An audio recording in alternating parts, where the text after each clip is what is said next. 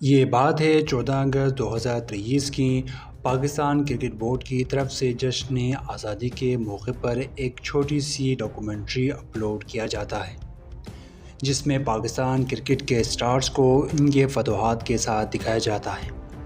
انضمام الحق کے سویپ ہو یا شاہد افریدی کے اشون کے خلاف چھکے، بابر کی سنچری، T20 ورلڈ کپ کے چیمپئن ٹرافی کے وننگ لمحات کو دکھایا جاتا ہے۔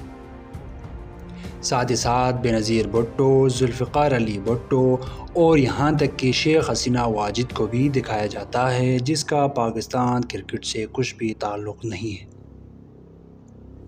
اس بات پر شائقین کرکٹ کا غصہ سر چڑھ کر بولتا ہے اور پاکستان کرکٹ بورڈ سے پوچھتے ہیں کہ وہ بندہ کہاں ہے جس نے ورلڈ کپ جتا کر دیا تھا، یعنی وہ کپتان کہاں ہے جس کی وجہ سے پاکستان کرکٹ بورڈ کو پہچان ملی ہے۔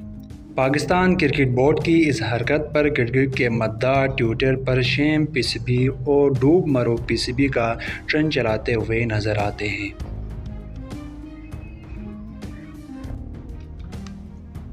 نہ صرف یہ کہ بلکہ پوری سوشل میڈیا کو عمران خان کی تصویروں سے بھرا دیتے ہیں۔ اس خبر کو ہندوستان ٹائمز، آج نیوز، فوکس نیوز سمیت تمام بین الاقوامی نیوز ایجنسیز ہائی لائٹ کر دیتے ہیں۔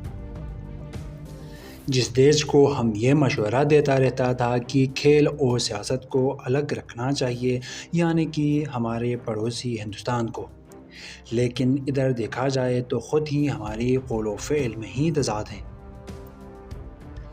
3-4 دن گزرنے کے بعد پاکستان کرکٹ بورڈ کی سمجھ آتی ہے کہ اس طرح فین کو ناراض کرنا کوئی سنجیدگی کی بات نہیں ہے، لہٰذا پی سی بی نے عمران خان کے فتوحات پر مشتمل ایک نئی ویڈیو بنا کر ریلیز کر دی ہے۔